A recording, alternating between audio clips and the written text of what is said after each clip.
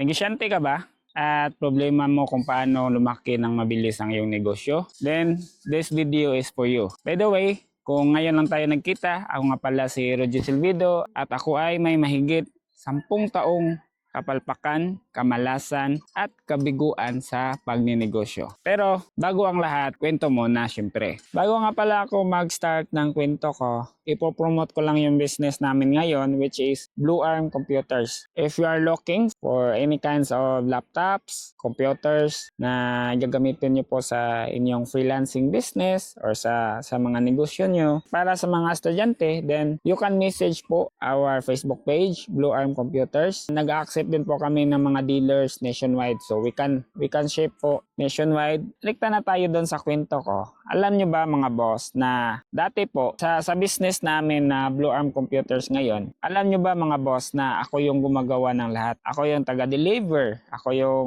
customer service, ako yung accounting, ako yung purchasing, ako yung technician. So basically, ako lang yung gumagawa dati. So yun, during that time na gusto ko na talaga siyang i-level up. So that's the time na I slowly hire people. Pero una sa kinonvert ko talaga is yung partner ko. And then para po, yung hack doon, libre yun. Hindi ka magbabayad nun. Diba? Full-time employees or palagi pa yung nag-OT, tapos nilulutuan ka pa, di ba? Saan ka pa doon, di ba? So yun lang. And then, pangalawa is, if kaya na ng business mo na mag-hire, yung transformation na nangyari within my business and with me personally is, I have now time to work on the bigger picture talaga.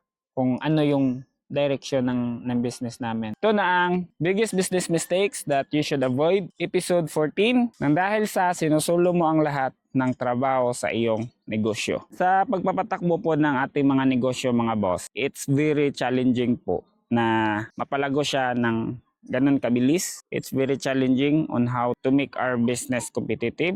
Ngayon, kung ikaw lang mag-isa, possible na marami ka talagang may encounter na problema in the future. Ito yung mga dahilan kung bakit mabagal ang paglaki ng iyong negosyo. So una dyan is burnout.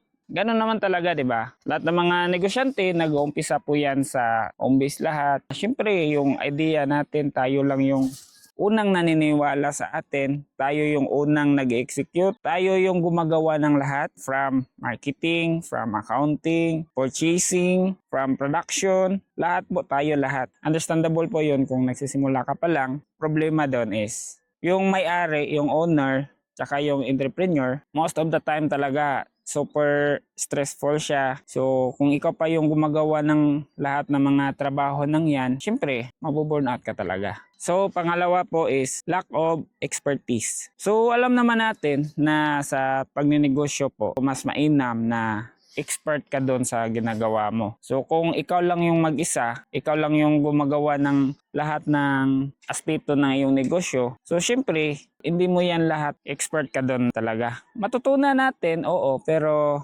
hindi mo talaga yan masasabi na expert ka dyan. Ang mas maganda dyan, mag-hire ka ng someone na mas magaling dyan para ikaw makafocus ka doon sa bagay na expert ka. So, kunwari, expert ka sa larangan ng sales. So, doon ka na mag-focus. So, yung other things like sa production, sa paggawa ng mga product and services nyo, pwede mo na yung i-outsource or pwede kang mag-hire ng someone na expert doon, okay? Pangatlo is missed opportunities. Kung ikaw lang mag-isa, most of the time, ikaw talaga yung gumagawa ng lahat ng bagay sa iyong negosyo, di ba? Ang problema, mabagal po yung paglaki ng iyong negosyo kasi nga, ikaw pa yung gumagawa sa services or sa products nyo. So instead na i-focus mo na lang sa marketing or i-focus mo na lang sa sales, edi mas marami ka sanang nabinta ngayon. Instead na ikaw pa yung nagde-deliver, ikaw pa yung gumagawa ng product nyo, di ba?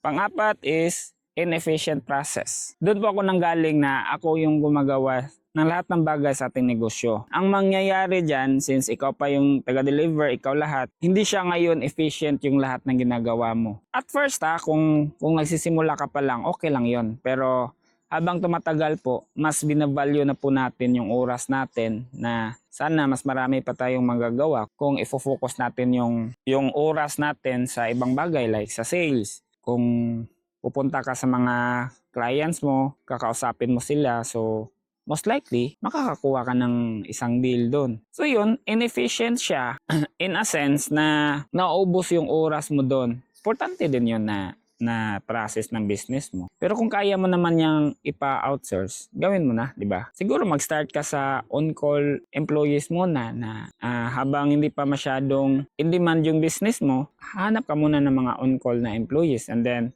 i-regular mo na lang sila kung kaya na talaga ng business mo. So lastly, is slow business growth. Ito yung pinaka-importante sa lahat na mabagal talaga yung paglaki ng business mo kasi nga, ikaw pa yung gumagawa na lahat.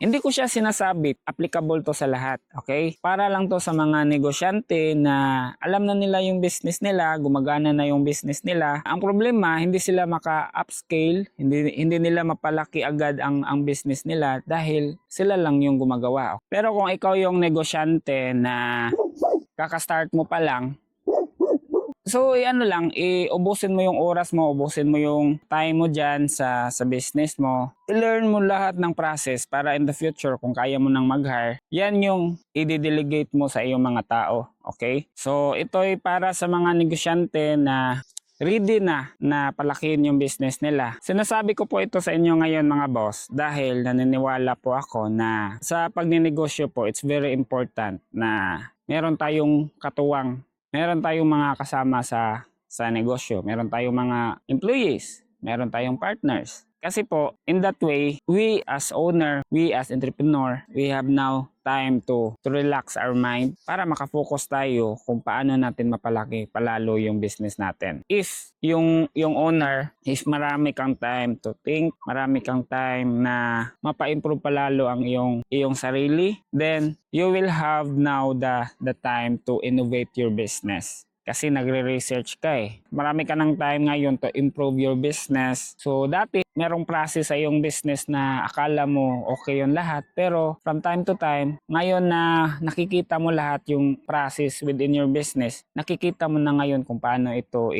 i-clean. Paano siya i-minimize yung time para mapabilis yung delivery. Kung paano mo siya i-automate para mas matuon mo pa yung other time mo sa ibang mas importanteng bagay. Yun, kapag meron ka ng mga katulong, meron ka ng employees na nagtatrabaho sa mga task na instead na ikaw pa yung gumagawa, meron ka na ngayong oras paano pagganahin yung creativity mo para ma-innovate mo yung business mo, okay? So, yun lang po muna mga boss. So, kung nagustuhan nyo po yung mga ganitong klaseng topic, pwede po kayong mag-join sa group natin, Work Smart Community. Share tayo ng mga tips doon, okay? So, yun lang po muna mga boss. And always remember to always work smarter, not just harder. Takets mga boss! Bye-bye!